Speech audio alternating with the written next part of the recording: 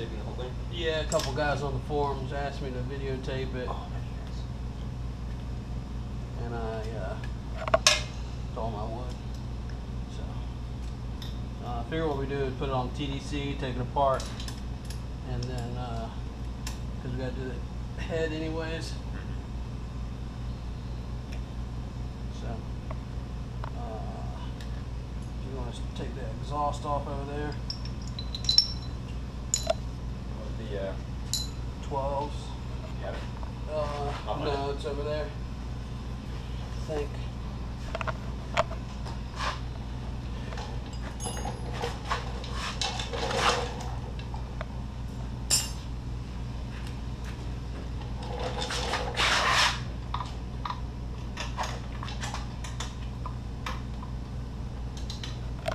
As you guys can see, we broke the factory cap.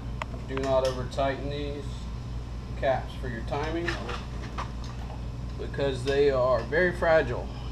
So I have a set of aftermarket ones coming, but until then I have an XR200 one in. Thank goodness Honda is kind of redundant with everything they do, and having multiple bikes allows me to have the spare parts that I needed in order to fix it.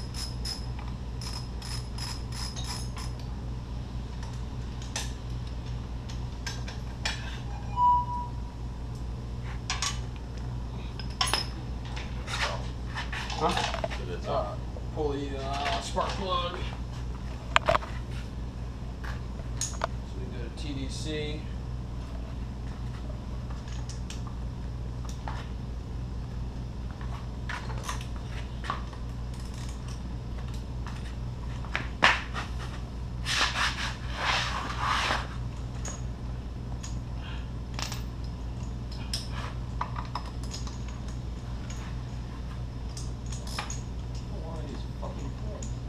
It's a pretty long reach plug actually.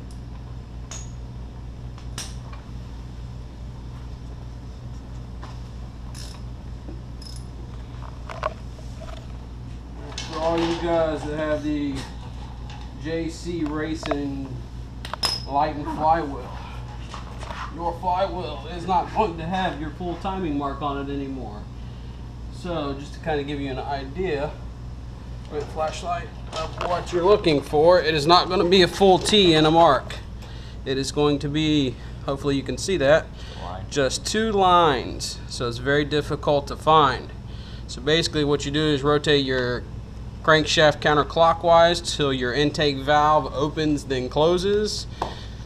Line up the cam with your marks, and there's your TDC marks. So if you have trouble finding it, that's where it's at. Alright, let's get this head off of here. Oh, we got the other exhaust pieces. Let's take those. Give me that 12 socket. And then you should have a 12 on the other side, and you should have to take loose. At the bottom of the frame.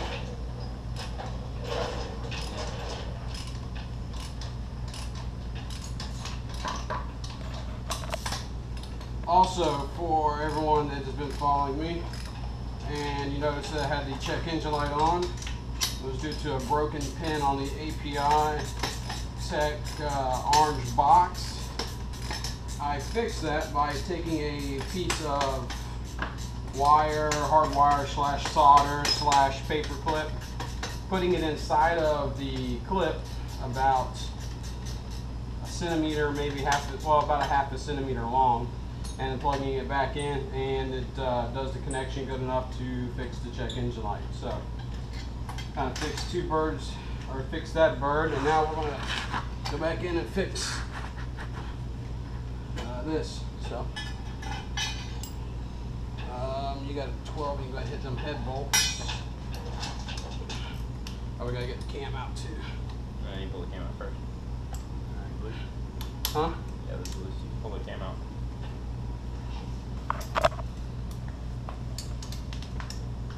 Can't wait till that scooter cam gets here. After getting the Grom, kind of found a newfound passion for small displacement Hondas and other products. We have modded a lot of stuff. Charlie could pan over there and show them the MR50.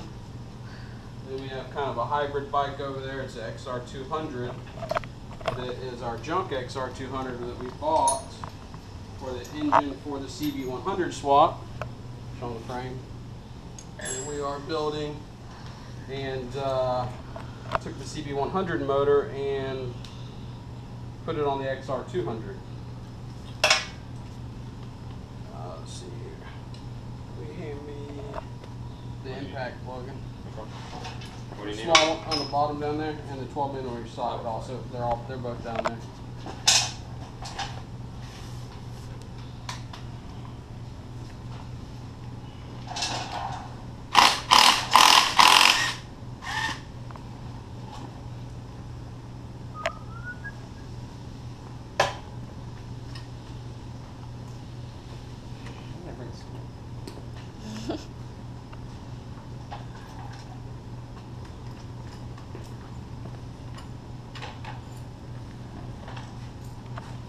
Charlie, if we come over here, you got 10mm.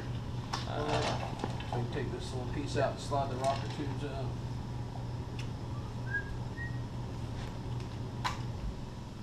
out. The rocker tubes are set up in here. You take this piece loose here to get your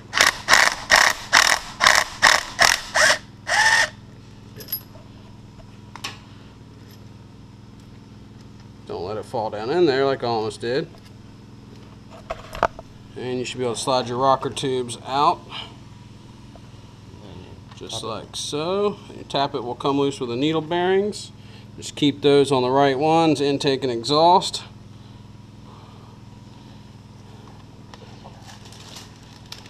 This one is being a little bit of an ass. There we go. And grab that tappet, Logan. So once you get these out, just kind of keep them separate and marked, and your camshaft should come out of there. Sometimes they're a little bit of a pain in the ass, especially a higher lift cam like this. So give us just a minute here and we'll get it out. Sometimes it helps to put the bolt back in the end of it so you have something to grab onto. I'll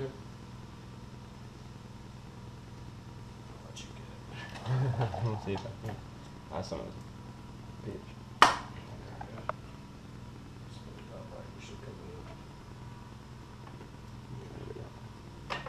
There we go. Camshaft's out. Inside of the engine or cylinder head, there you can see nice and clean. So we're all set to pull the cylinder head off. So let's get this head off of here, Charlie. You gotta pull those 2 8s too. Already got them. Already got them. The head bolts will feel kind of funky, like you're almost breaking them, just because of the washers and the studs flexing. So don't fret, you're not breaking the head studs.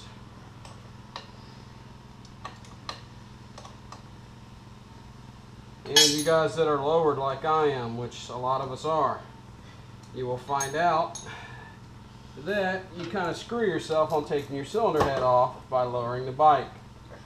What you have to do is, since the fender is already removed here, you can see that is what you have to do. Remove the fender and then swing the ass of the bike in all the way around to one side or the other in order to get the cylinder head off. Because as of the way it is, huh? The O2 is still connected. I got it. You got it? Yeah. This other one can stay because we're not going to pull the cylinder. So yeah. Go ahead and slide the head so we can show them how it interferes there. So the head hits the tire. Here's kind of screwed. So what we did. Here, I got it. You want to do it? Yeah, I got it. Here, I grabbed that. Here, see you. Break that. Here, you Oh, go. so what you have to do is go ahead, slide the bike over, pull the head off, and then slide the bike back. So, cylinder head has a little bit of carbon buildup, but the bike's got 3,000 miles on it, so I don't know if that's normal or not. Piston. Huh? Just running rich? Yeah, no, that's why it's bogging on top end. Piston running rich. Bike was bogging on top end, so it's got some extra gas in there. And as you can see, we left the dowels out, so we're about to install the dowels now and put everything back together. So just kind of wanted to show you guys what was going on. We'll start reinstalling here in a second.